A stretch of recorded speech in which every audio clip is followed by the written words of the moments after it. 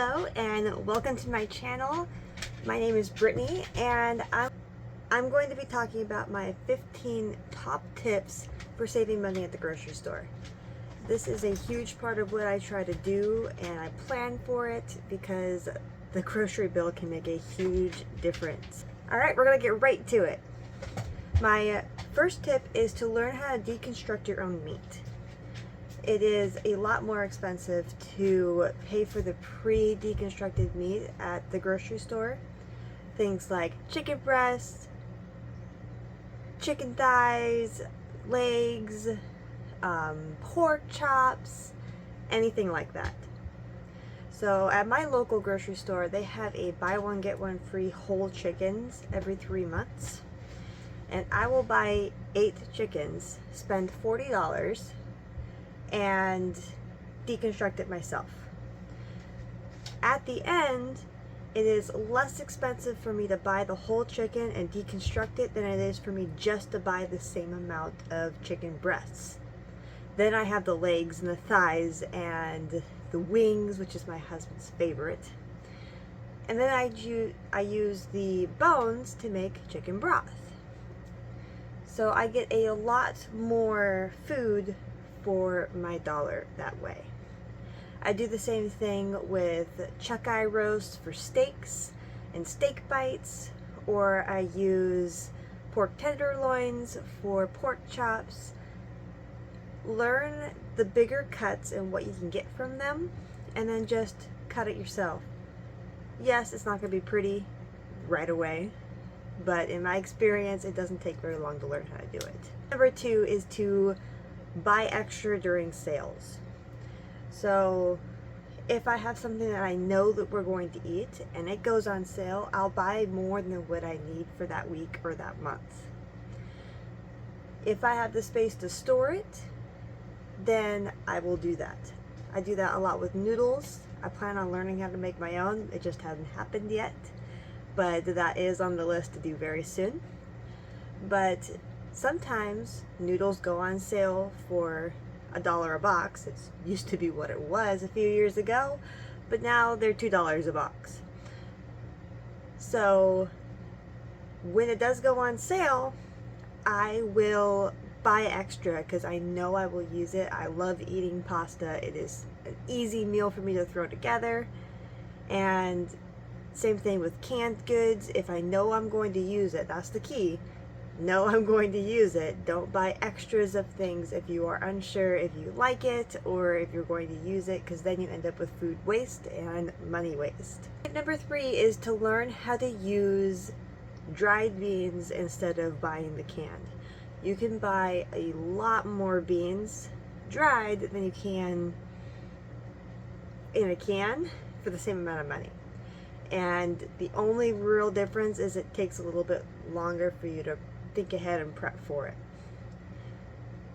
I actually buy the dried and then can my own. Tip number 4 is to learn how to cook rice. A lot of people struggle with rice and have to use like a special rice cooker. It's actually really simple just to make it yourself, and then I like to add different flavorings inside of the rice. I just use a normal pot. I put 2 cups of water in and then boil it. Then I will add some salt and garlic. Keep in mind that you will not be draining this water, so do not over add these seasonings. I've done that once and it did not taste good. Once it is boiling, then you're going to wash a cup of rice, add it, wait for it to get up to a boil again, turn it on to low, cover it, and then leave it alone for 18 minutes. Do not touch it, do not uncover it unless it's boiling over and you need to release enough steam just to put the lid on sideways so there is some escape. Then, once the 18 minutes is over, you turn off the fire, you uncover it, still do not touch it for another 5 minutes. Once those 5 minutes are done, then you can fluff it up with a fork and it is ready to eat. It is really important not to stir it or anything during cooking, just leave it alone. Tip number 5 goes with the first one, and that's using bones from the meat that you are the meat that you are deconstructing and make broth. That broth can be used in soups. It can be used in the rice instead of water. It's one of my favorite ways to make rice. You can can it for later. If you have a freeze dryer, you can freeze dry it and make your own bouillon. Lots of options. Do not waste the bones. A little bit, just a little offside of that, you can also save the fat scraps from like your beef and make tallow. And tallow is a great cooking oil, and once again, you are making it from something that you probably would have thrown away. Tip number 6 is to learn how to make your own bread products. I do not buy bread products anymore because they are really easy to make. I make my own pizza crust, my own sandwich bread. I make my buns. I just made hamburger buns and hot dog buns for a barbecue that we had. I make focaccia bread. I don't know if that's how you say it, but I'm a reader and I've only read it. Once you learn how to make the bread as like a core skill, you can make pretty much every bread product with just slight tweaks. Tip number 7 is to meal plan and use the sales at your store to do that. I use my app a lot. The local store for us is Fred Meyer.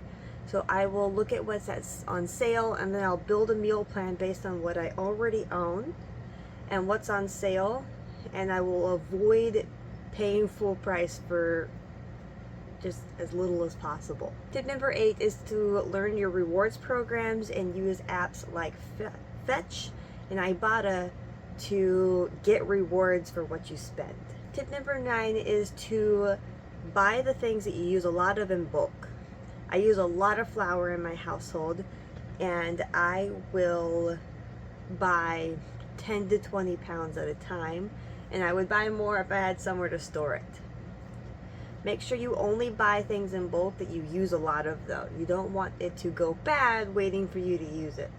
We don't eat a ton of beans in our house, so it wouldn't make sense for me to buy giant bags of beans unless I have somewhere safe for it to be, because it would take a very long time for me to use it. Tip number 10 is to learn how to dry can. Dry canning is when you use a vacuum sealer to seal a jar, and the only things that can be inside of dry canning is dry goods.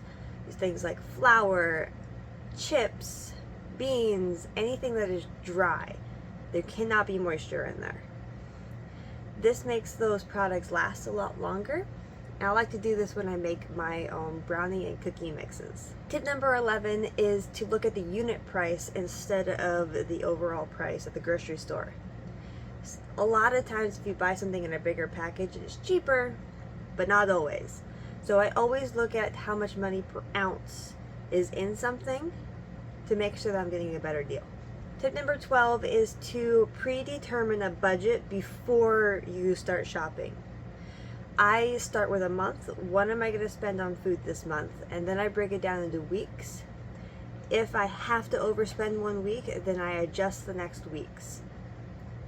I avoid it as much as I can overspending, though. That way I don't end up in trouble on week 4 when I've tapped into my budget several times throughout the month. Tip number 13 is to budget in treats. If you deprive yourself too much, there will come a time where the temptation will be too great and you're going to splurge. Think about people that are on a diet and they have cheat days. A lot of times they way overdo their cheat days because they have deprived themselves too much. But if you budget in a few dollars here and there, I try to go for like $5 every week for treats. That way I'm not spending a lot of money on treats, but I'm also not depriving myself, so I end up overdoing it later.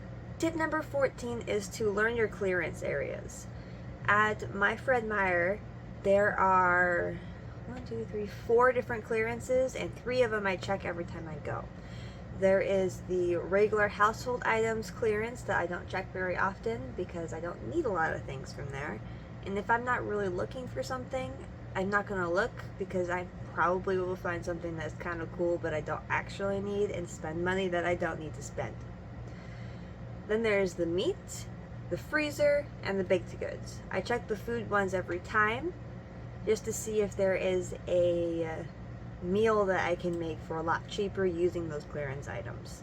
My last tip number 15 is to make extra so that you can have leftovers.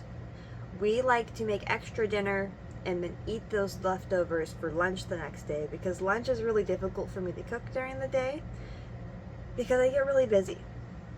But if I have food ready, then we just have to reheat it and eat it for lunch.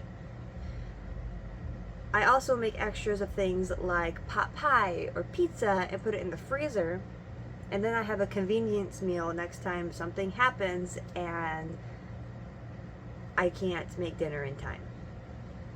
So those are my 15 tips to saving money at the grocery store. I hope that they were helpful. If you have any tips that you think would be helpful, please put it in the comments. I would love to hear from you. I hope you're having a great day. Don't forget to subscribe so you don't miss any of my future content, and I will see you next time. Goodbye.